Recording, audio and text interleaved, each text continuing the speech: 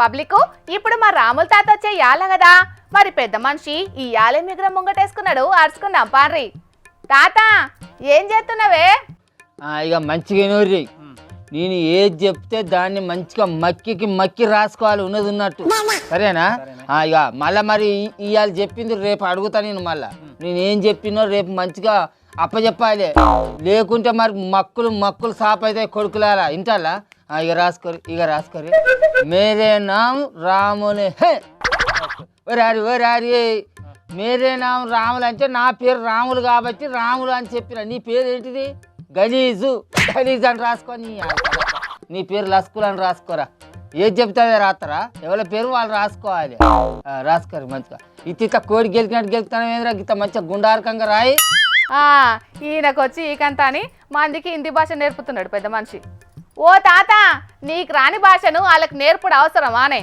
మాకు అవసరమా లేదా అనేది మా సంగతి ఏందో మేము చూసుకుంటాం కానీ ఇంతకు నీకు వింది భాష వచ్చా అని అలకదక్కుదానా పోను నిన్న ఆ వార్తలు కూడా వింది భాషలనే చదువుమని అంటారు కావచ్చు జల్లి ఆ దుకాణం వడవంగానే నా దగ్గరికి రా వింది భాష నేర్చుకుందు లేకుంటే ఉన్న కొలు ఊడప్ప అవుతుంది నా సంగతి ఏందో నేను చూసుకుంటా గానీ ఇంతకు ఆ హిందీతో ఏం పని వచ్చిందని ఈ అంగడి ముంగటేసుకున్నావో అది చెప్పు అగ్గో పని ఏమొచ్చింది అని అంటది ఎవరు ఈ అటిక తలికే అది మన మాతృభాష అమ్మ భాష అయితే హిందీ భాష అనేది మన అమ్మ కంటే పెద్దమ్మ భాష అన్నట్టు అందుకే దాన్ని ఖచ్చితంగా నేర్చుకోవాలి అందరూ తాత మరి ఇంగ్లీష్ భాషను ఏమంటారే అది సవితి తల్లి భాషరా అవతల దేశాలకు పోవాలనే అవసరం ఉన్న వాళ్ళు అందరు ఖచ్చితంగా భాషను నేర్చుకోవాల్సి వస్తుంది మనకు అవసరం లేదు కాబట్టి మనకు కూడా ఆ భాష అవసరం లేదు నేను చెప్పింది రాయాలి కదా కూడా లేనిపోని అన్ని అడుగుతావు ఇంతకు హిందీ భాషను పెద్దమ్మ భాష అని నీకు చెప్పినోళ్ళు ఎవరు అది చెప్పు ముసలోడా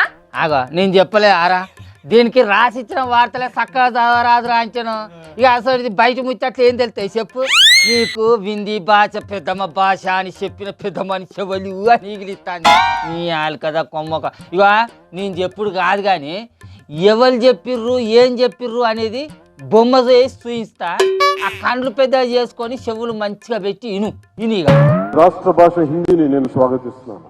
ద్రావిడ భాషలు కావచ్చు, తెలుగు, తమిళ్, కన్నడ, మలయాళం ఏ భాషలు కావచ్చు, దేశంలోని అన్ని భాషలు కావచ్చు, మన మాతృభాష మీద మన గౌరవం ఉంటుంది. మన మాతృభాష మన అమ్మ భాష అయితే దాని మన పెద్దమ్మ భాష హిందీ.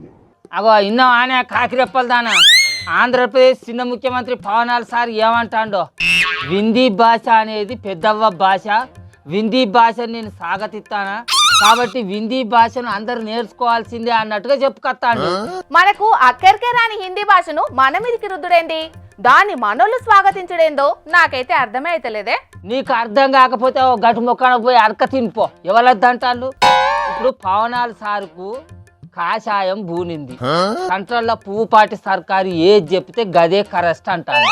అందుకే 100కు 100% హిందీ భాషను రాష్ట్రంలో స్వాగతిస్తామని అంటాడు. ఆయనే కాదు ముఖ్యమంత్రి చంద్రాల సారును వాళ్ళ కొడుకు లోకేశం బాబు కూడా గట్టినే చెప్తాను. మరి దాన్ని ఎవరద్దంటారు చెప్పు, నేర్చుకోవాల్సిందే. నేర్చుకో రాయి.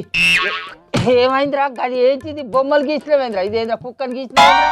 సెంట్రల్ సర్కార్ ప్రవేశపెట్టిన నేషనల్ ఎడ్యుకేషన్ పాలసీ చెయ్యబట్టి దేశంలో ఉన్న చాలా రాష్ట్రాలు దీని మీద ఫైట్ చేస్తున్నాయి కాదే.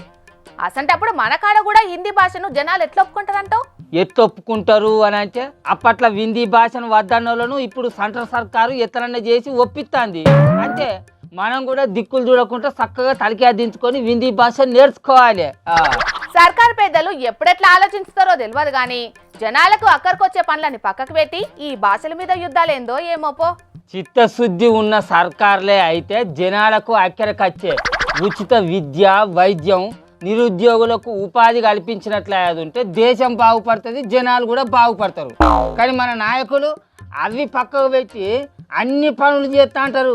అందుకే మన దేశం ఎప్పటికీ అభివృద్ధి చెందుతూనే ఉంటుంది.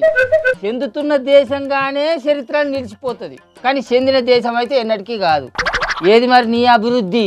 అవి ఓట్ల నాటికి అక్కడికొచ్చే మాటలే తాత, వాటిని సాధ్యం చేసుడు మన నాయకుల వల్ల కాదే. మరి మన కాడి రాజకీయ వ్యవస్థనే అట్లున్నది మనవరాల, ఏం చేస్తాం. ఇప్పుడు ఉచిత విద్య అంటావా, పెద్ద పెద్ద కార్పొరేట్ విద్యా సంస్థలన్నీ కూడా చట్టాలు చేసే మన రాజకీయ నాయకుల చేతుల కిందనే ఉంటాయి. ఇక ఉచిత విద్య సాధ్యం కాదు. అట్లనే బడా బడా కార్పొరేట్ దవాఖాన్లు అన్నీ కూడా మనల్ని పాలించే నాయకుల చేతుల్లోనే ఉంటాయి. కాబట్టి ఉచిత వైద్యం కూడా సాధ్యం కాదు. ఇక ఉపాధి అంటవా, జనాలందరికీ ఉపాధిని కల్పించేది ఉంటే ఈ నాయకుల చుట్టూరు గంగ తిరిగేటువంటి జనాలు కరువవుతారు. అట్లనే వాళ్ళు ఇచ్చే కోట్ల కీసాలకు బిర్యానీ పొట్లాలకు ఆశపడి వాళ్లకు జేజేలు పలికేటువంటి కార్యకర్తలు ఉండరు. కాబట్టి ఉపాధి కూడా సాధ్యం కాదు. కాబట్టి ఉచిత విద్య, వైద్యం, ఉపాధి ఇస్తున్నారు గయ. అయిపోయా. అబ్బా ఏమన్నా చెప్పినవానే తాత? సరే గాని తాత, ఇప్పటి వరకు నువ్వు నేర్పించిన హిందీ ఎట్లున్నదో ఒక్కసారి అలా అడిగి తెలుసుకోవే, చూద్దాము. ఏంది ఇప్పటి వరకు నేను వీళ్ళకి నేర్పిన హిందీ భాష ఏందనేది నీకు ఇప్పుడు చెప్పాలి అంతే కదా.